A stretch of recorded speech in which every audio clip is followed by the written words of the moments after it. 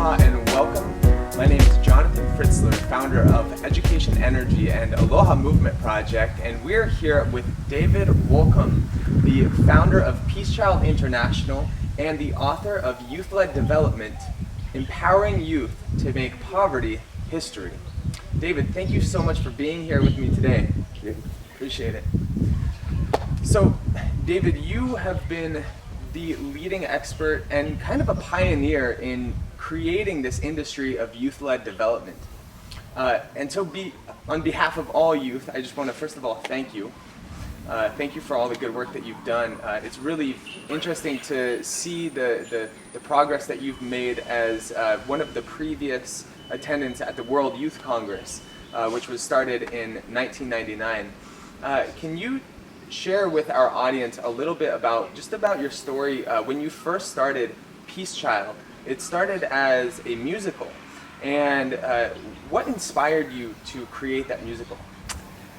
I was told to by my mother-in-law, and it started in 1981, and it was the time of cruise missiles, Pershing missiles being dumped all over the British countryside, which was not pleasant. And I just got married, and my mother-in-law had started a thing called the World Disarmament Movement, which was moving towards the second special session on disarmament.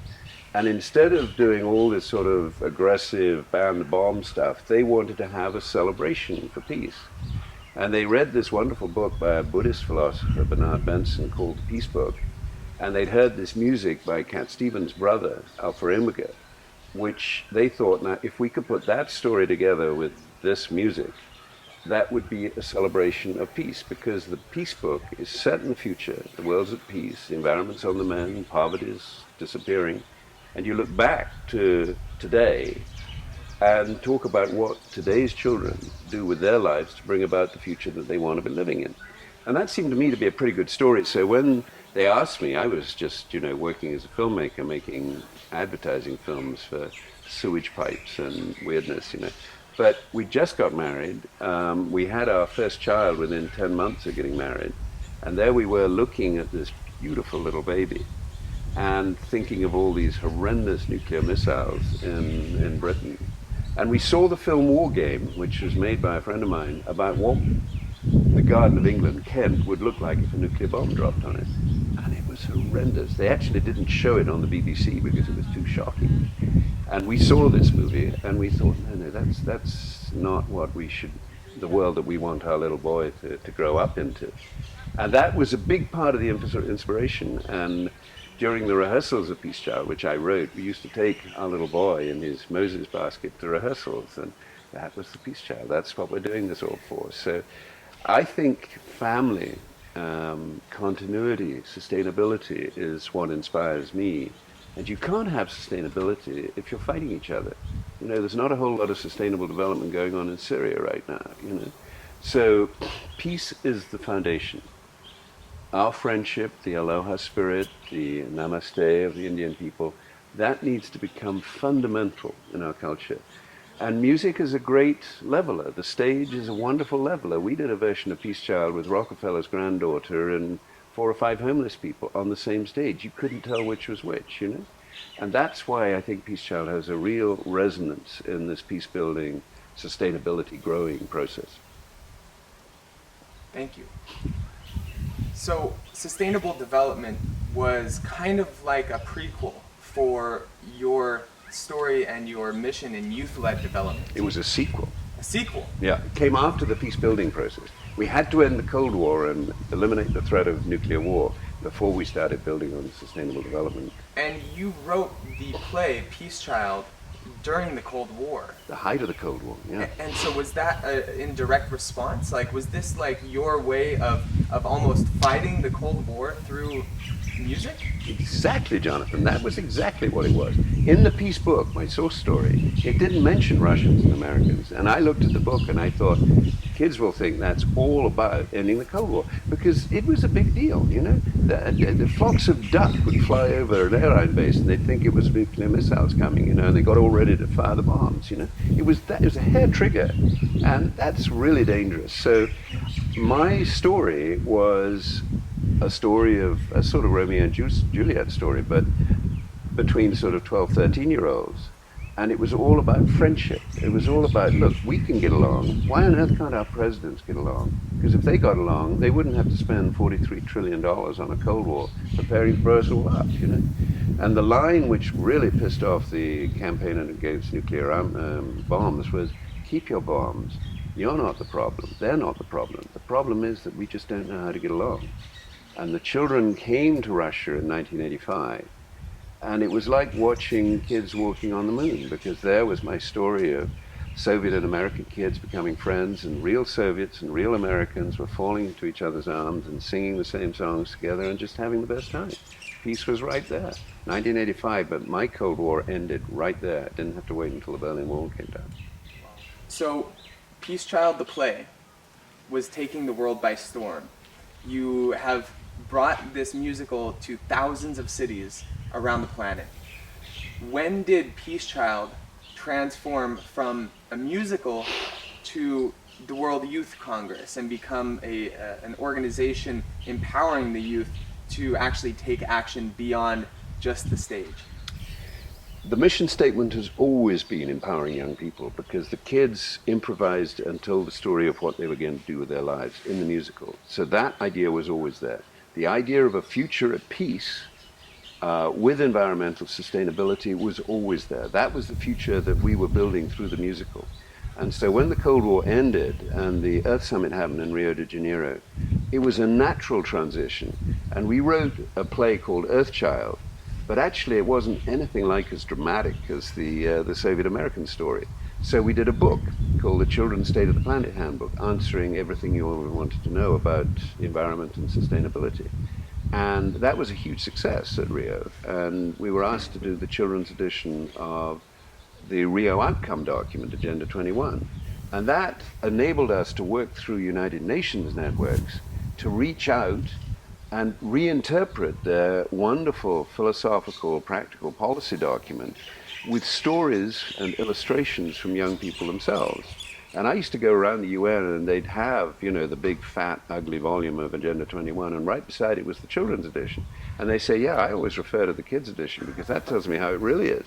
And the kids just distill the essence of Agenda 21. And so we became seen as the Agenda 21 group, you know, kids promoting sustainable development.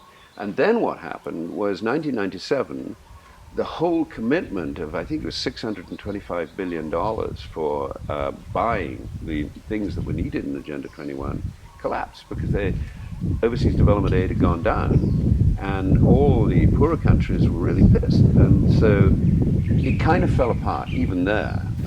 And we said to our young people, so do we just write off sustainability? Do we not have to care about it? And they said, no, we've got to have our own Young People's Earth Summit. And that was where the World Youth Congress came in. It started life as a Young People's Earth Summit, and only later became the Millennium Young People's Congress. And after that, when we started doing a series of them, it became the World Youth Congress series. So, from what I'm hearing, it seems as if the Peace Child play was almost it was like you created a culture of youth-led development. You really empowered youth empowerment, yeah. Yeah, you really brought them together and started to create that. And it was almost like you were telling the future, like you were bringing the students, the young people together to tell the story of what was going to happen. And as you spread that message around the world, it just naturally happened. So you kind of manifested it. There wasn't a causal link, I don't think, but we certainly put it out there, yeah. You know. But I would come back to the reason why we never changed our name is because peace is at the heart of what needs to happen. And, you know, the UN Charter says, you know, it's set up to deliver humanity from the scourge of war. And over my lifetime, we've not done very well with that. You know, we've had so many wars. And right now, you know, war is raging in many parts of the world. And development is almost the easy part, you know. Getting people to get along with each other and what you bring with the whole aloha spirit of these islands in Hawaii, I think has to be at the bedrock of everything you do. So although we're very much into sustainable development and meeting the needs of today's people without compromising the ability of future generations to meet their needs, we have to start with peace. But also, I think peace is about peace for the future. because today we are seriously compromising the ability of future generations to meet their needs. And I think young people are very aware of that. And peak oil, peak, minerals, that is a serious concern. Peak water is a huge concern. Water-stressed areas all over the world. So we have to conserve the planet for future generations. Otherwise, this future we're building 2050, very selfish, because actually there are people who want to be alive in 2150. That's that's not looking very promising at the moment, Jonathan.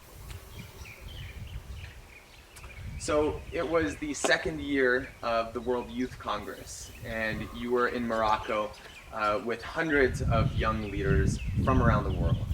And you had brought together a group to identify a strategy for how we can address the United Nations to encourage them to encourage countries around the world to contribute a small percentage of their annual budget to youth-led projects.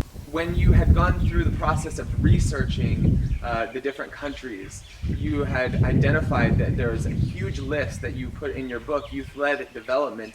You identified a list of countries that had absolutely no budget for youth whatsoever. In fact, it seemed as if they had categorized youth and children into the same category and just kind of placed them off to the side. It's true. I think it's really important to understand that youth-led development it started here in Hawaii at the first Congress and was defined as development delivered by young people for projects in which they're involved. So young people becoming instruments in the delivery of development aid, not just beneficiaries of it, which is the way that most overseas development agencies think about it. And yes, in Morocco, we came up with the Casablanca Declaration, which called on governments to give 0.7% of their overseas development aid budgets to projects led by young people under the age of 25. And it didn't seem to me too much of an ask, because young people at that point, I think still are about 51% of the world's population and over 60% of the population of the less developed countries in the world. So asking for 0.7%, but still that's about $100 million in current budgets, I think. No, $100 billion, I think, because we're giving, I can't remember. No, it must be about, anyway, it's a lot of money, a lot more money than we're getting at the moment. And we just felt that that was what young people deserved, because they know what they need. They need access to capital to start their small businesses. They need appropriate education, not just, the kind of literacy and numeracy that they try to teach in classrooms of 150 plus in these, not working. So we wanted young people to be very much more in control of the overseas development assistance that was being given by, USAID and other big donors for their benefit. Because actually, when 50% of kids are leaving primary school with no ability to read or write or add up numbers, development aid isn't working for them. So they need to have control of it. And when you know that, as I do, child-to-child teaching programs get 100% literacy and are much cheaper than the schools, there's something badly wrong. So youth-led development has become the sort of defining principle of the World Youth Congress series, because adults are very, very reluctant to relinquish control. And teachers get really pissed when you tell them that sort of 14-year-old students can actually do the job better than them. So there's a huge atrophied infrastructure out there, which is a barrier to the large-scale introduction. So we're not even close to that 0.7%. I'd like to be at 20 or 30%, but we've got to start somewhere, and the 0.7% is, as you know, what Lester, what's his name, the Canadian Prime Minister, called for as 0.7% of the GDP of developed countries should be donated to development aid. So that's where we got the figure from. So in this process of helping youth lead projects and developing projects, you were commissioned by the United Nations to produce this book that you were speaking of, which was the Rescue Mission Planet Earth, the children's edition of Agenda 21. Yes, children's edition of Agenda 21. And you were commissioned to do this project on a very minimal budget, and you had decided to bring together youth to actually develop the project. Now, in your book, you discuss how you were not given very much time. people were saying that this type of project would take at least 6 months and a much more substantial budget. And in the end, you had completed this project with a bunch of young people. You did it on time, and it was distributed around the world, and it was reproduced in like 15 different languages. 23. Wow, that's epic. Almost 1 million copies sold. So, what is it that you feel that youth have? What is it that youth have that would make them, that would give them the ability to take that type of project that would normally take, triple the budget, 10 times the budget, and more time? Like, they can do it in a fraction of the budget and the time. What is it that youth have that we're almost discrediting here? At the start of my book, I give several examples of where young people have achieved astonishing things that adults wouldn't even dare to attempt. And it's part of the principle of Peace Child that we throw insane amounts of responsibility on the shoulders of young people that no one else would be crazy enough to even contemplate. And I do that because my experience of 33 years of working with young people is that 99.9% of the time they deliver. We've had about 1,000 young interns through the Peace Child headquarters in near Cambridge. Only one have I had to fire. Now they say, and of course there are venal and horrible and evil young people just as there are evil and horrible adults, but not many of them have come my way. And so my faith, my commitment is to give young people the chance to prove how amazing they are. And finishing the rescue mission book long before the days of desktop publishing, we were doing it all cut and paste, on bits of card. They finished that book, 21 of them, in a small youth hostel in Hertfordshire in England in 3 weeks. And we celebrated by going to a U2 concert at Wembley Stadium. And it was an amazing team effort. And we had Russians who didn't speak a word of English. We had an Italian illustrator. She was only 14. She didn't speak a word of English. And yet she drew those amazing drawings, And a family of young people, they supported each other. They worked all the hours that God gives, and they finished it. And it was amazing. But the same thing happened when we did the first show in Moscow. We brought in 21 Americans, only 3 of whom spoke Russian. And they had 4 days to write, rehearse, choreograph, and learn the songs of the entire play in Russian, because the Minister of Culture, who would give us permission to get the exit visas for the Russian kids, only spoke Russian, didn't speak a word of English. And they did it, Everybody said, impossible, forget it, go home, don't even try. And the kids got up on the Monday morning and said, right, Thursday afternoon, we have to do this audition show. They went for it, they did it. Kids do it if you give them a chance. And I have a friend in the Commonwealth Youth Secretariat. I said, there are some things kids can't do, like brain surgery. And he said, give me a kid for a week with a brain surgeon. I bet he will be great at it. And I said, well, don't let him operate on me. Well, it's funny because I feel like so many youth have that in them. They could be brain surgeons, 14-year-old brain surgeons. They have it. However, I feel like it's people like you who are actually giving them a chance. You're giving them a shot to go after it, and you're telling them that they can do it, and you're seeing the potential in them, and you're seeing the hope in them.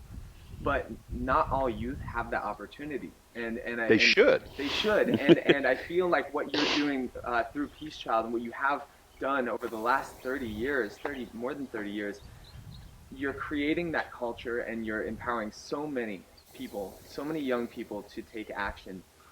But for those who have not experienced Peace Child, and anyone that might be watching this video right now, what words of advice do you have for any young people out there that want to take action but don't have the resources? I think it's very important that they should internalize that confidence, that they should know what you just said, that they have the power, that they could be a brain surgeon if they want to be. Like Bart, who we met last night, he wants to be a doctor. Of course he can be a great doctor, the best doctor. Those kids knew that they could finish the book. They finished it. They did it. And you have to have that internal confidence first. Once you have the internal confidence and you feel good about that, then you have to look at what are the obstacles? Where are the barriers here? We talk about it at a global level. The UN is completely dysfunctional at the moment. It is not saving young people, friends of mine in Syria and Iraq, from the scourge of war. It is not providing sustainable development. It's not even dealing with climate change, you know? So at a global level, your generation has to come together and say, okay, what are we going to do about this? And as you know, in the Peace Child play, they have a kid strike. And a general strike is what we wanted to do in England to prevent the Iraq war. We were saying, if Tony Blair and Mr. Bush go off to war in Iraq, we're going to down tools and we're not going to pick them up again until they bring their troops home. Stop it. You know, this is not okay. It is not okay to have a world that thinks it's fine to have, you know, huge $1 trillion subsidies on fossil fuels. That's not okay. And at a certain point, you have to say, it's aggressive, I know, but you have to say, this is not okay, we're going to withdraw our labor, we're not going to go to your stupid schools, we're not going to eat your crazy junk food, we're going to actually learn how to... The World Youth Congress has commenced in 6 countries around the world and brought together thousands of young leaders. What is the next step for Peace Child International? Well, I'm getting older, Jonathan, and I've got to get out of the way and let young people take over this organization, younger people, because I think it needs new leadership after 33 years, you know. And so that's why I'm here in Hawaii, to pass the baton to Hawaiian leadership of the World Youth Congress series, because it started in these islands, and we feel that the search for sustainability and peace, which is at the heart of the Peace Child mission, can be beautifully represented by the people of these islands, especially the young people of these islands and the indigenous culture of these islands. So that's why the next step for Peace Child is to set up a firm base of an organization with a youth advisory board, incorporating all the young people who, like yourself, have experienced the richness of what the World Youth Congress can be, and to bring that back here, and then to have a Congress every 2 years in Hawaii, and then every other year be out in Nepal, in Africa, back in Europe, in the stands, in Latin America, and so that it is a continuously enriching process of getting the best ideas of what young people are doing, like our friend Chris Castro in Florida and Ravi in India, to build the green economy, the green sustainable economy, so that young people, in spite of their schools, can get educated in the world that they can build and must build to ensure that future generations can meet their needs. Wow. David, thank you so much for the work that you're doing on our planet. You are a pioneer in youth-led development. You've published books, you are a playwright, you've traveled the world sharing your message of peace. And I just want to thank you on behalf of all youth. Thank you for the work that you're doing. Thank you for creating this culture. And I really feel that bringing Peace Child to Hawaii and being able to have the World Youth Congress here is such a tool. It's such a powerful place to bring people together and really galvanize this young community of leaders. And because of you, you have activated so many of them. So thank you for the work that you've done. Thank you for the opportunity to talk about it. All right, on behalf of United Nations Association of Hawaii and the World Youth Congress, Peace Child International, we thank you so much for joining us today. Aloha. Aloha.